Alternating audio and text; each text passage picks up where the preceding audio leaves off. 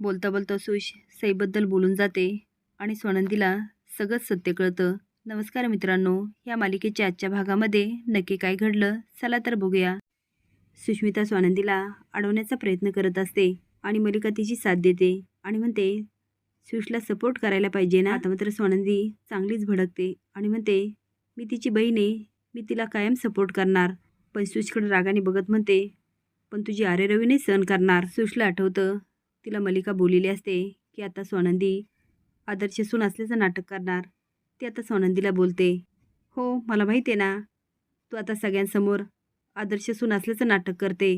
स्वानंदी तिच्याकडे आश्चर्याने बघते पण आजी म्हणते तिला नाटक करायची काय गरज आहे, स्वानंदी आहेच आदर्श सून. पण तुझं काय ग, तू कधी होणार आदर्श सून? अधिकार मिळून कोणी आदर्श सून होत नाही. आणि लक्षात ठेव तुझ्याकडे अधिकार पिंट्याने फक्त 15 दिवस दिले. त्याचा असा गैरवापर करणार असेल तर पिंट्याला सांगते आणि तुझे अधिकारच काढून घेते. सुश म्हणते ग्रँड मदर इन लॉ, तू मलाच काय ओरडताय? मी काय केलं? मी एवढंच म्हणाले की ताई तुला सगळ्या स्टाफला सांगावं लागेल, ते तुझंच ऐकतात. आता ह्यामध्ये मी एवढी काही चूक केली? स्वानंदी म्हणते आजी सोडा ना, हिच्या कुठे नादाला लागता? अहो हिचं डोकं चालवतेच कुठे, ही दुसऱ्याच्या डोक्याने चालते. आता स्वानंदीचा हा मलिकाला टॉन्ट असतो.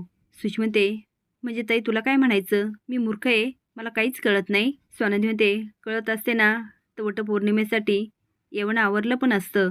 आजी म्हणते काय ग मलिका, तू सुष्मिताला सांगितलं नाही का वटपौर्णिमेसाठी आवर म्हणून? पिंट्याने बघ स्वानंदीला कशी छान साडी दिली. सुष्मिता तुला नाही का अंशुमनने साडी दिली? सुष्मिता नाही, मला नाही दिली अंशने साडी. मदर इन लॉ मला का नाही दिली त्यांनी साडी? आणि तुम्ही मला सांगितलं का नाही वटपौर्णिमेसाठी आवरायचं? तुम्ही तर मला सई सई म्हटल्यावर मलिकाच्या पायाखालची जमीनच सरकते. स्वानंदी म्हणते कसली सई? आता मात्र मलिकाचा डाव तिच्यावरच उलटत असतो. ती तेवढ्यात म्हणते सुश तुला आवरायचं आहे ना?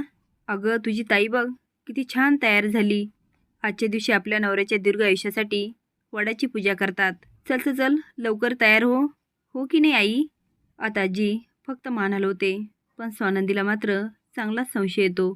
निकी आनंदला फोन करते आणि म्हणते काय रे आनंद, तुला डोकं आहे की नाही? तो तेच ना, तुझ्याशी लग्न झाल्यापासून जरा शंकाच येते, पण आता मी काय केलं?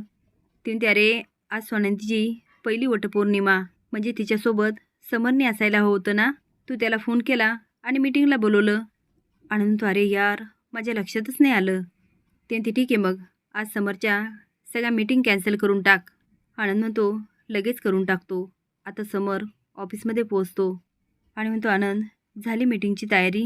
आनंद म्हणतो कसली मीटिंग? तो म्हणतो अरे तूच तर फोन केला होता की आज मीटिंग आहे, खूप महत्त्वाची आहे, लवकर आहे. आणि आता विचारतो कसली मीटिंग?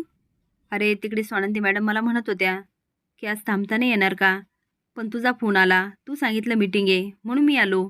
आणि म्हणतो हो हो अजून उशीर नाही झाला. अरे तू स्वानंदीला छान सरप्राईज देऊ शकतो. तो सरप्राईज? कसलं सरप्राईज?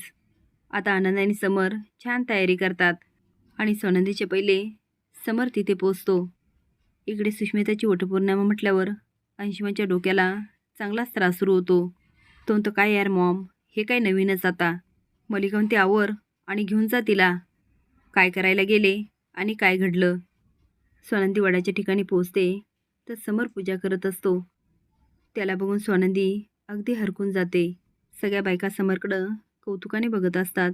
एक बाई म्हणते यांची बायको किती नशीबवान असेल ना, तिच्या दीर्घायुष्यासाठी पूजा करतात अगदी मनापासून. आता स्वानंदीचा चेहराच खुलतो.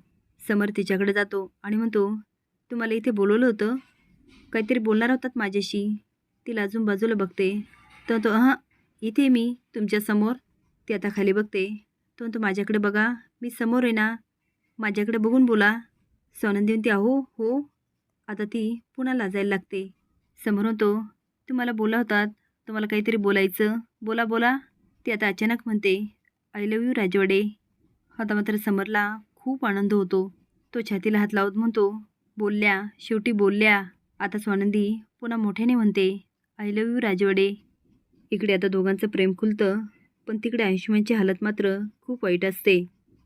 आता सुश पूजा तर करत असते पण सारखी अंश करत आणि यासोबत ती रील्स पण शूट करत असते. आता काहीतरी युनिक करायचं. म्हणून ती म्हणते, अंश मला उचलून घ्या ना. तो म्हणते, मी असं काही करणार नाही हा. ती म्हणते, अहो ह्या दोऱ्याचे फेरे घालताना मला रील्स शूट करायचं आहे. आणि मी एका रील्समध्ये बघितलं, एक नवरा बायकोला उचलून घेतो आणि नंतर ती दोऱ्याचे फेरे घालते. प्लीज अंश. अंश आता मलिकाकडे बघतो. ती खुणवते, घे उचलून. खरं तर त्याला खूप राग येतो, पण तो उचलतो. आणि आता सुश वडाला दोरा गुंडाळत असते. आता समर आणि स्वानंदी पण दोघं मिळून वडाला दोरा गुंडाळत असतात.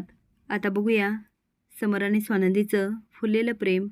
असेच नवीन अपडेट जाण्यासाठी लाईक आणि सबस्क्राईब करा. धन्यवाद.